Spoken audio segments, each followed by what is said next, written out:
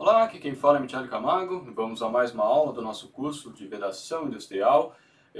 E agora a gente vai falar sobre os principais tipos de equipamentos rotativos nas indústrias de um modo geral. No vídeo anterior a gente falou dos principais tipos de empresa. É óbvio que a gente não falou de todos os tipos. Certamente você pode trabalhar, né, numa empresa que a gente não citou. E aqui vai ser a mesma coisa. A gente vai falar dos equipamentos mais comuns, né, mais frequentes. A gente vai dar uma pinceladinha no processo de operação de cada um desses equipamentos. Mas é óbvio que você pega, por exemplo, empresas como a de papel e celulose, né? Lá tem um equipamento chamado digestor, né? Que esse equipamento é específico dentro do processo de transformação da madeira em celulose, né? Então a gente não vai falar de digestor nesse curso, né? Que aí teria que ser um curso específico para papel e celulose, né? Isso que eu quero dizer. E aqui é uma visão geral sobre vedação industrial. Então, cada coisa que a gente fala dá para a gente aprofundar de uma maneira bem significativa, né? Então, eu já estou avisando de antemão, porque de repente você às vezes vai esperar falar de um equipamento que eu não vou falar. Mas se você quiser sugerir, né, mesmo que inicialmente a gente não tenha, né, um vídeo específico, mas você pode ficar à vontade para sugerir um curso, e se a gente puder fazer, não teria problema nenhum em estar fazendo e complementando o curso na sequência, né? Isso também vai ajudar a gente a melhorar o nosso curso em si. Bom, então vamos lá, né, a ideia em si do curso, né, dessa aula especificamente. Então, na aula anterior a gente falou dos principais tipos de empresas, como eu disse agora há pouco, cada um tem equipamentos específicos. Porém, né, existem vários equipamentos que são comuns a todas elas. Entre eles, né, o bomba centrífuga é o equipamento mais frequente, né, mais comum. Né, em empresas, às vezes, de pequeno porte, você vai achar uma bomba centrífuga. É óbvio que, para quem trabalha, por exemplo, com a parte de vedação industrial, eles vão focar nas empresas grandes, né? Mas existe uma infinidade de empresas pequenas que também possuem bomba centrífuga, uma, duas, três, às vezes 10 bombas, né? Não muita coisa. As bombas de deslocamento positivo. Aqui, na verdade, não as bombas, mas os equipamentos de deslocamento positivo.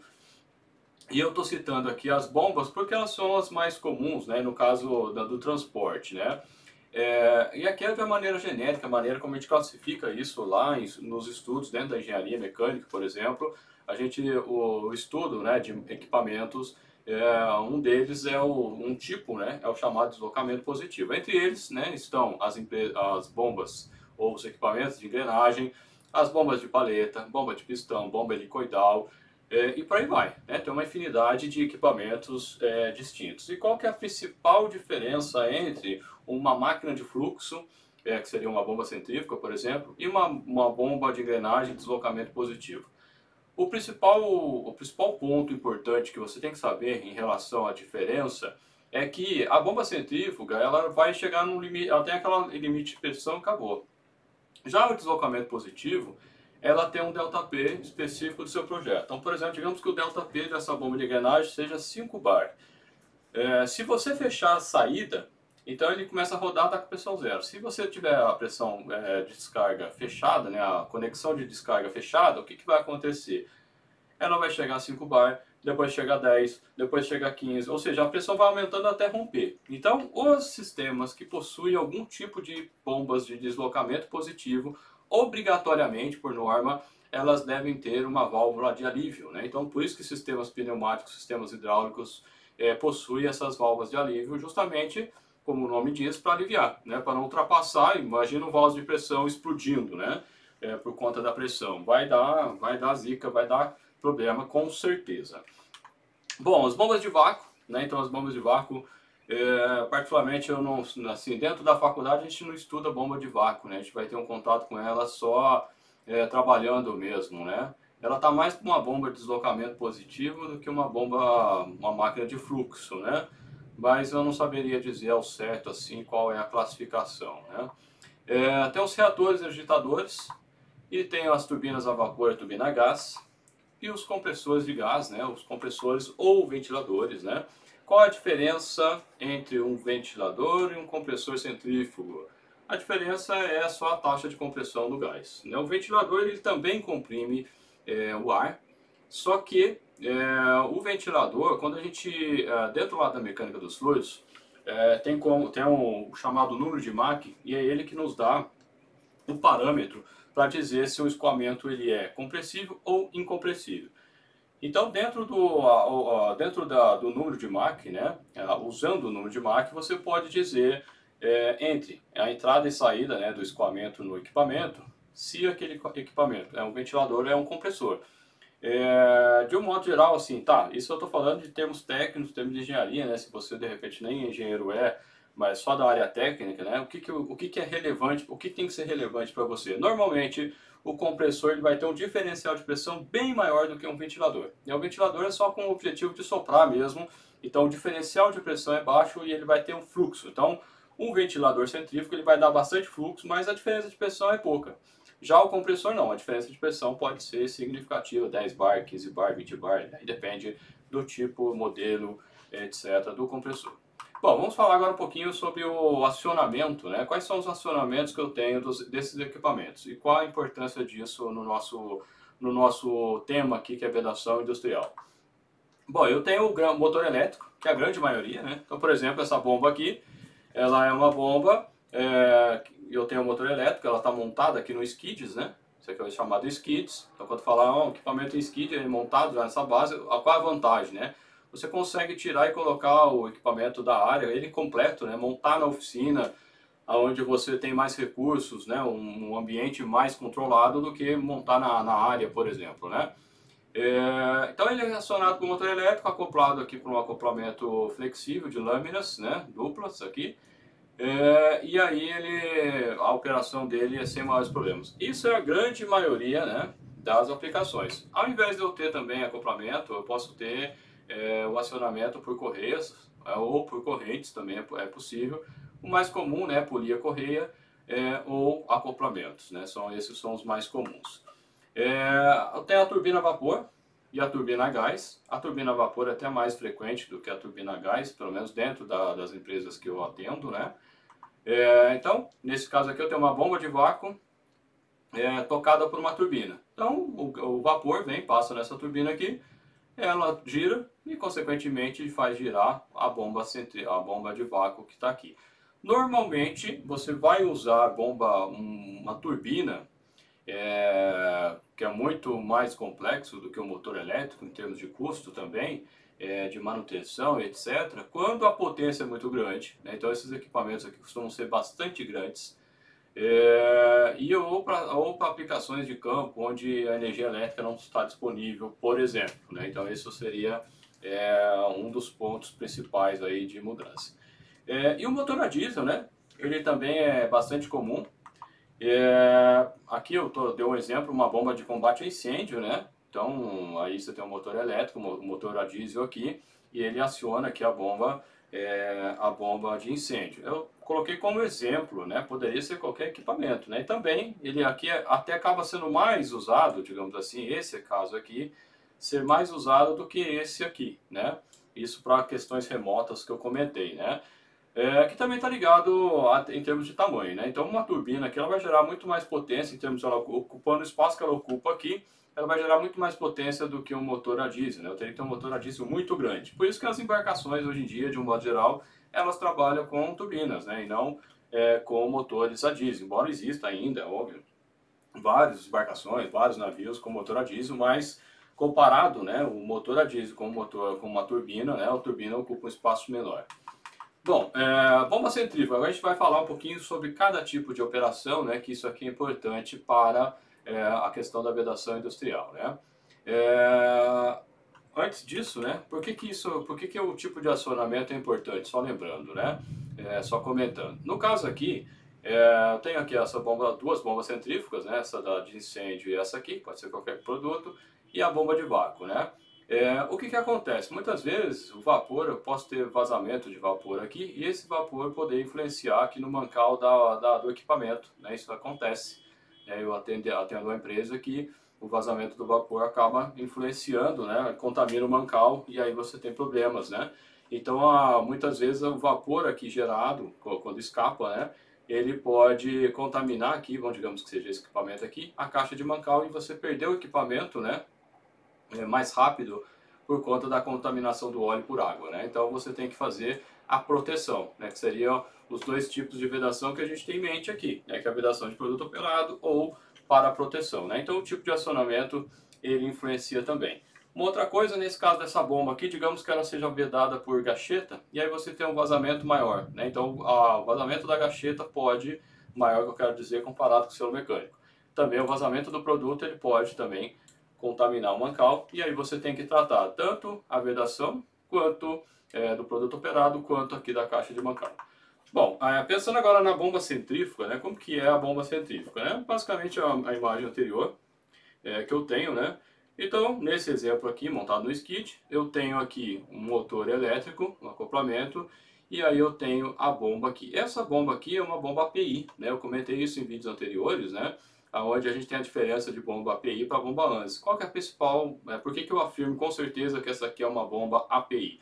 Porque ela está fixada no seu centro aqui, ó. Ela não está fixada na parte de baixo, né? Ela poderia ter o suporte aqui, que é o que acontece com várias bombas, né? E qual que é a vantagem disso? Se essa bomba trabalha com produto quente, ao dilatar, ela vai dilatar para todos os lados. Então você não perde o alinhamento aqui dos motores, né? Então facilita a parte de montagem, né? O desalinhamento por conta de questões de temperatura. Mas é só um dos pontos, né, importantes nesse sentido.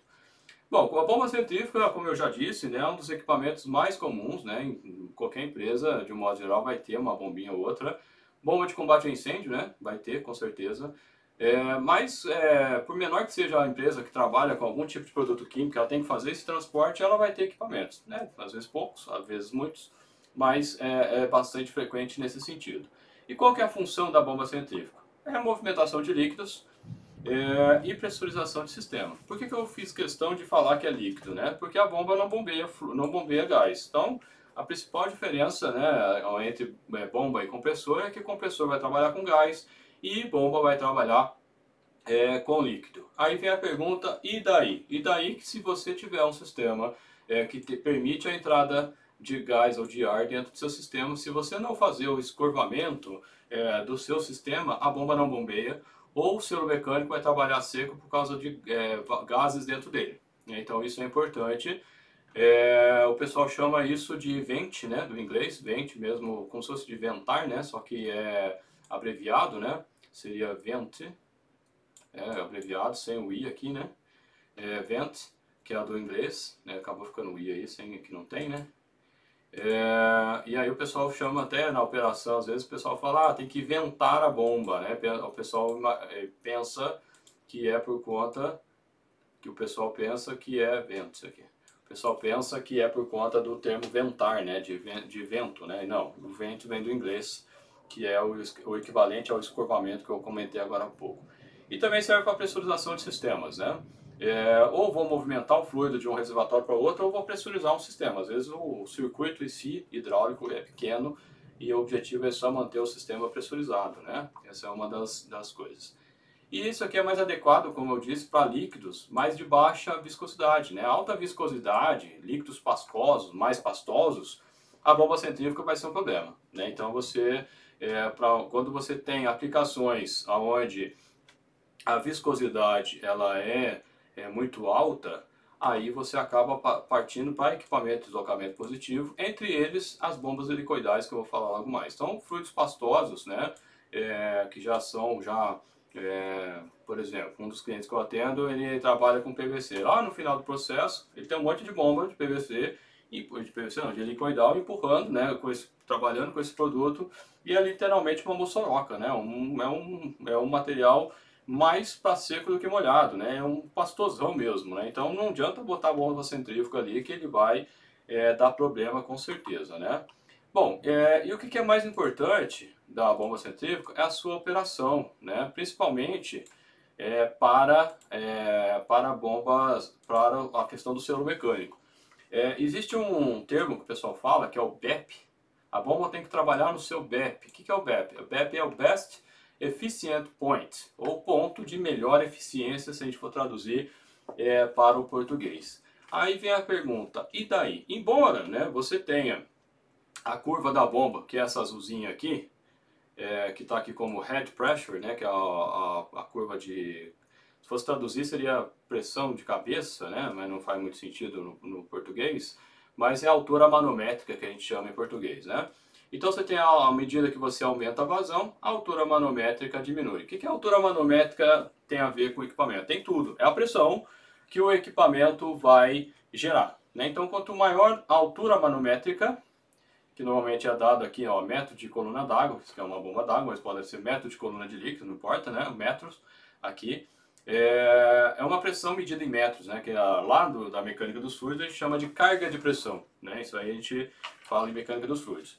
Então a carga de pressão é definido como pressão dividido por gama, que é o peso específico do produto. Então, no caso aqui, essa pressão medida em metros, né?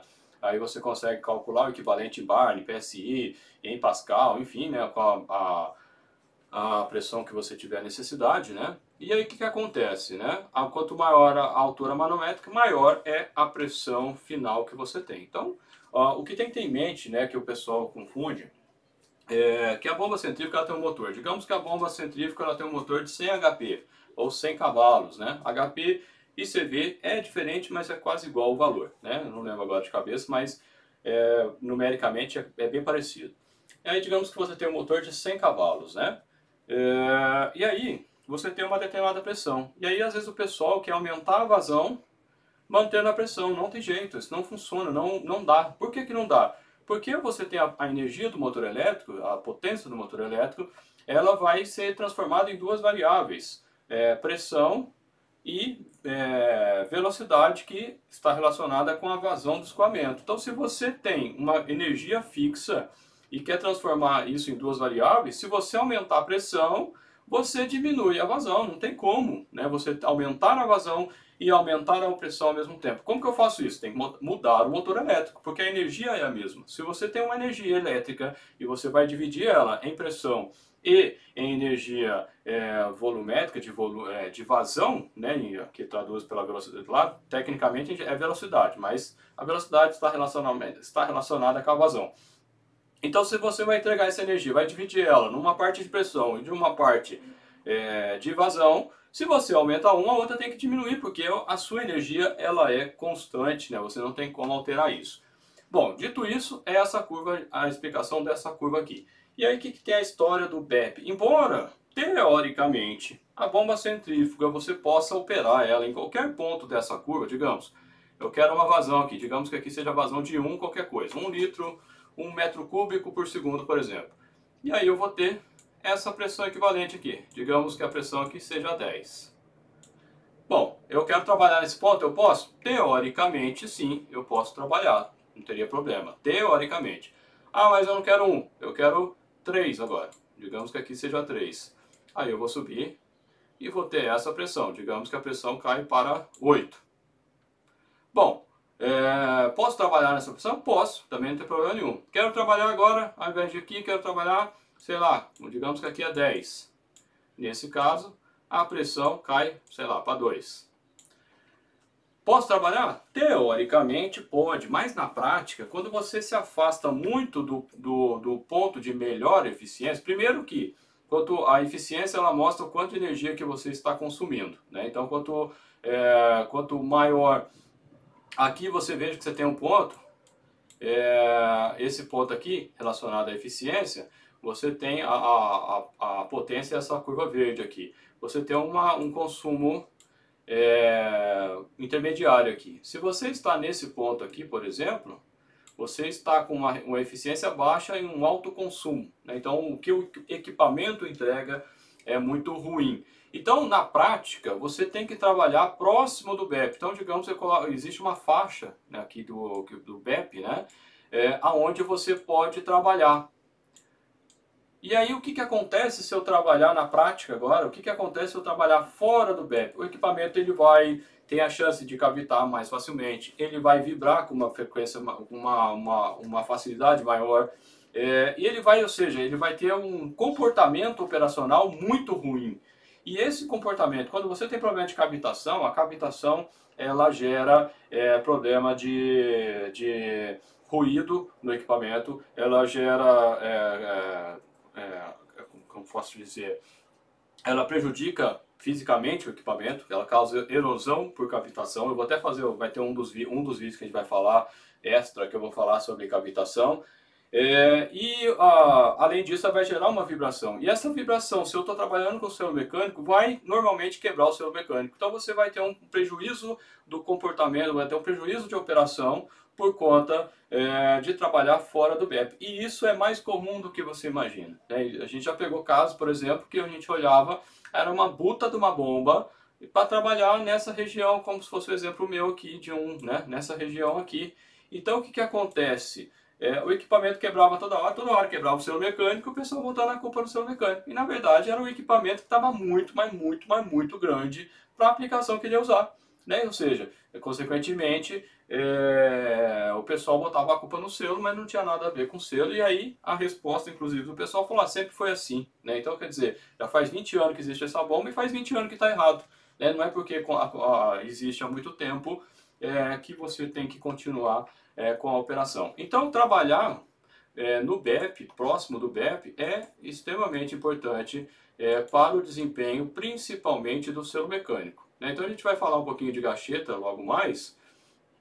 E uma das vantagens da gacheta é justamente ela ser menos sensível a essas variações de operação do equipamento. Então, se você tem um equipamento que trabalha fora do BEP, que você de repente não tem dinheiro para comprar outra bomba, né? Vamos dizer assim, o ideal é não trabalhar com selo mecânico, o ideal é trabalhar com gacheta, que a gacheta absorve mais essas particularidades da operação propriamente dita. E um outro ponto importante que o pessoal pensa, no caso da bomba aqui, que é só aumentar a rotação da bomba e aí você aumenta a vazão. Não vai ser também pelo que eu acabei de falar, né? O motor elétrico é o mesmo, então ele vai entregar vazão e vai entregar pressão. Se aumenta um, diminui o outro, independente do que você faça. E um outro ponto também que eu gostaria de adicionar em relação à bomba centrífuga, às vezes tem casos que a empresa tem duas bombas em paralelo. E aí o que o pessoal pensa? Se eu tenho uma bomba em paralelo, e digamos que uma bomba ela produza 10 vazão, né? 10 qualquer coisa de vazão, 10 litros por segundo, por exemplo. Se eu tenho duas bombas iguais, duas de 10, o que vai acontecer? Somando as duas, eu tenho 20 litros. Isso é verdade? Não, não é verdade. Por que não é verdade? Porque existe uma coisa importante chamada curva do sistema. E a curva do sistema ela é bem parecida com essa curva aqui verde. A curva do sistema é o que mostra a perda de carga do sistema. E a perda de carga ela é proporcional ao quadrado da velocidade. Então, à medida que você vai aumentando a vazão, você vai aumentando a perda de carga do seu sistema ao quadrado por conta dessa velocidade aqui. E aí o que acontece? Qual vai ser o ponto de operação da bomba? Digamos que agora não seja mais o power, seja a curva do meu sistema. Essa curva em verde. O ponto de operação vai ser isso aqui, o cruzamento entre a curva do sistema e a curva da bomba que trata da vazão versus pressão de saída aqui. Então, se você trabalha com duas bombas em paralelo, digamos que isso aqui vai evoluir, né? O que vai acontecer? Quando você trabalha com a segunda bomba, ela vai fazer assim, ó. E aí o que acontece? O ponto de operação vai ser esse aqui agora, ó. Ou seja, esse ponto aqui, ele não é o dobro desse ponto aqui, né? Então, colocar duas bombas em paralelo não vai dar o dobro da vazão, né? Isso é um engano que muita gente que nunca estudou ou que não aprendeu, né? Nunca trabalhou com equipamento, a parte teórica de equipamento, às vezes confunde. Bom, de bomba centrífuga é isso que a gente tem para comentar. Bom, bomba de deslocamento positivo, né, entre elas, o que mais acontece, ou o que mais aparece, digamos assim, para processos, são as bombas helicoidais. Eu falo para processo porque existem as bombas de palhetas, as bombas de engrenagem, que são usadas mais para sistemas hidráulicos com óleo, né, para pressurizar o óleo, né, aquelas unidades hidráulicas. A função dela é movimentação de fluido de alta viscosidade. Então, basicamente, essa aqui é uma bomba, né, da NETS. Eu vou inclusive colocar o link, né, do YouTube, né, que eu peguei a foto da NETS aqui, né, essa bomba. Eu vou colocar o link do YouTube deles aqui para você ver essa bomba em funcionamento, né. Eu não quis pegar o vídeo deles para colocar no curso, né, então eu vou colocar o link para você assistir direto no YouTube deles. Então o que acontece? À medida que essa bomba começa a operar, esse helicoidal aqui começa a girar, né, e vai empurrando o processo para lá. Então, ele vai, né, em função esse eixo helicoidal aqui, ele empurra o produto para frente e é como se fosse uma pazinha, né? Vai empurrando como se fosse um parafuso, né? Bem parecido com um parafuso. Dá uma olhada no vídeo lá, é bem interessante. Ele é bem usado, isso aqui a gente vê indústria química, de papel celulose, a gente vê empresas de mineração, quer dizer, uma grande, né, de fertilizante, uma série de empresas utiliza esse tipo de equipamento, principalmente no caso, sim, o que acontece? Muita empresa química, ela parte de produtos gasosos e líquidos, e ao final ela tem um produto em pó, né? Então o PVC, por exemplo, ela começa lá com etileno, vem lá de cloretano e por aí vai, né? E aí depois você tem lá na frente, né, a lama de PVC, e é tocado justamente com esses equipamentos aqui, né? Então esse tipo de bomba é usado para essas finalidades. Bomba de vácuo. Bom, bomba de vácuo também é muito frequente, né, nas empresas químicas de um modo geral. E a principal função dela, como o nome fala, né, é criar vácuo, né, nos reatores e agitadores, né, para poder puxar, digamos assim, né, o produto que está lá para fazer o transporte dele através de uma bomba centrífuga. Então aqui, né, eu peguei uma imagem da Almel, que é um fabricante nacional, fica em Guarulhos, inclusive. Mas as bombas são mais ou menos desse jeito aqui, né? Então aqui é uma bomba de duplo estágio, inclusive, onde ela faz o sistema aqui, passa para o outro lado e faz aqui também. O que é interessante aqui, né? Essa aqui é a chamada bomba de vácuo de anel líquido, né? O que está em azul aqui é justamente o chamado anel líquido, né? Como o rotor ele está excêntrico, aqui é justamente vamos dizer, a parte vazia do compressor. O que acontece? Esse compressor aqui, ele vai girar nesse sentido. O pessoal fala que é a bomba que trabalha cavando, né? Se fosse uma bomba centrífuga, se você olhar o rotor de uma bomba centrífuga, ele tem mais ou menos esse formato aqui, né? As pás, só que elas giram no sentido oposto, né? Então elas giram sempre, elas empurrando, né, o fluido. Elas fazem isso, né, empurrando o fluido, se for olhar o rotor. Aqui ela trabalha cavando, o pessoal de área fala, né, a bomba que trabalha cavando. Veja o seguinte, por esse tubulão aqui, né, entra os gases, né, por isso que ele está aqui, ó, veja que o rotor está nessa parte aqui, ó, aqui que está o rotor. Então, ou seja, os gases eles entram por esses tubulões aqui e acaba entrando dentro do equipamento por essa parte do rotor e aí ele entra nessa câmara aqui. À medida que o rotor vai rodando, o que vai acontecendo? Essa câmera vai diminuindo. Ó. Veja que eu tenho essa câmera aqui com gases e essa mesma câmera ela vai diminuindo. Com isso, ela pode aumentar a pressão, dependendo da rotação, né, do jeito que ele vai diminuir a pressão. E aí o que acontece? Esse anel líquido aqui, o rotor, como ele está girando aqui, ele tende a expulsar, né, o líquido para cá, né, centrifugamente, que eu quero dizer. E nesse caso, quando ele chega aqui nesse ponto, ele consegue sair e tendo alteração da pressão, né? Então, também tem um vídeo desse aqui, vou colocar o link para vocês dar uma olhada, né? O funcionamento. Então, a mudança dessa câmera aqui, dessas câmeras aqui, vai diminuindo e aí você vai ter a alteração de pressão dos gases por conta disso, né? O que é interessante aqui, né? Esse anel líquido, o rotor também ele vai agitar esse anel líquido, né? Então ele faz esse anel líquido virar um anelzão girando por questões centrífugas aqui. E essa água que entra aqui, ela entra nessa conexão aqui, ó. Então normalmente a caixa de selagem, que vai ficar em algum lugar aqui, né? Não está aparecendo no desenho aqui, desse lado e do outro lado, porque né, você tem o equipamento bem apoiado, né? E aí o que acontece? A caixa de selagem vai estar com a pressão, normalmente, vai estar com a pressão de injeção aqui de água, né? E um ponto extremamente crítico desse tipo de equipamento é a pressão que a água vai ter aqui, né? Então o que acontece? Como você vai tendo a oscilação da pressão, né? E esse sistema aqui, à medida que ele vai atuando, você vai tendo alteração de pressão, né? Então, por exemplo, ele entra aqui, ele entra pequenininho, né? E vai aumentando, né? até o contrário que eu estava falando aqui, ele vai aumentando, né, que ó, ele tem questão de vácuo, à medida que vai aumentando a câmara, ele vai diminuindo a pressão e consegue fazer a sucção lá do sistema, né?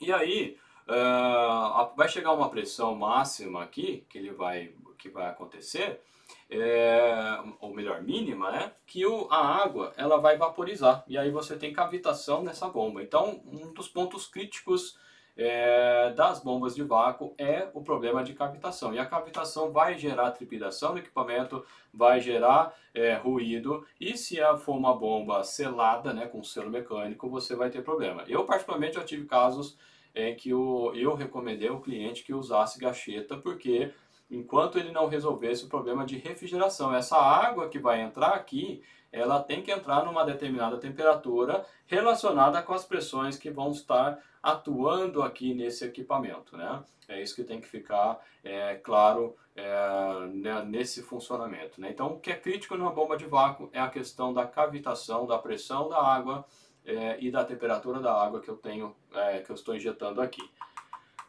Bom, os reatores agitadores têm os mais variados tipos, né, tamanhos, etc. E a função deles principais, né, as funções principais é fazer as transformações químicas, né, normalmente eles são pressurizados, ou simplesmente a agitação para homogeneizar, né.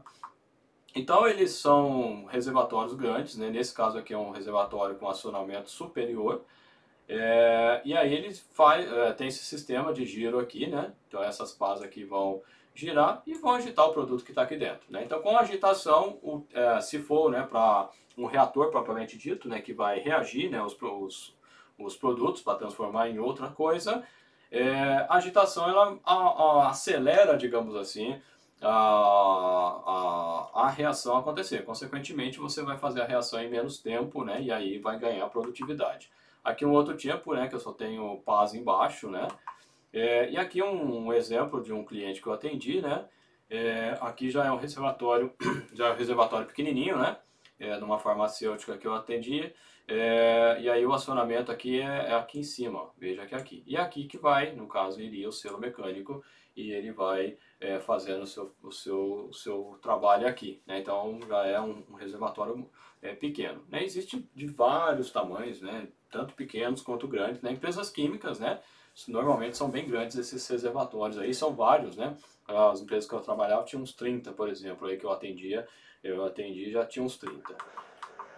Bom, as turbinas, do ponto de vista de vedação, você vai trabalhar com turbina mais no sentido de tocar um equipamento, né? Eles são, ou vai ser uma turbina para geração de energia, uma turbina a vapor, né? E à medida que o vapor vai passando aqui, ele vai expandindo, né? E vai gerando, consequentemente, a pressão, ou melhor, o torque no equipamento, né? Então o vapor passa pela turbina e faz a turbina girar, que vai girar um outro equipamento, vai acionar algum outro equipamento. Ou nesse caso, o que vai estar aqui na ponta, né? Tanto faz, né? Se for um gerador elétrico, ele vai gerar energia elétrica. Se ele for um outro equipamento, ele vai tocar esse equipamento. E eu também tenho as turbinas a gás, né? As turbinas a jato aí que o pessoal fala. Essa aqui da figura é uma turbina a jato de avião, né? Porque ele está aqui porque o objetivo é fazer a propulsão do avião. Desse ponto aqui da propulsão, eu só coloquei por conta dessa imagem, que é a única que eu tinha. Então, a propulsão não tem nada muito a ver com vedação industrial. Mas o que vai mudar, né, de uma coisa para outra é que para a geração de energia eu não botei isso, né? Eu quero justamente fazer só girar esse eixo, e esse eixo vai fazer com que eu vou colocar um gerador elétrico aqui e vou gerar energia com ele, né? Para tocar outro equipamento eu desconheço, né? Eu particularmente não conheço com essa finalidade. E aí você tem as termoelétricas, né? Onde você trabalha com ciclo combinado, né? Que você coloca uma turbina a vapor e uma turbina a gás para você otimizar, digamos assim, o uso da energia térmica. Mas aí é assunto para outras coisas, né? Mas o que é mais comum, né? E aí qual a importância, né? Em relação à vedação? É que dependendo do caso aqui, você pode ter vazamento de vapor aqui, né? Nas vedações, e esse vapor pode danificar os demais equipamentos, os mancais, contaminar os mancais. Então você tem que tomar cuidado no caso aqui, com a vedação desse equipamento para não danificar o próprio mancal da própria turbina, como do outro equipamento que ela está tocando.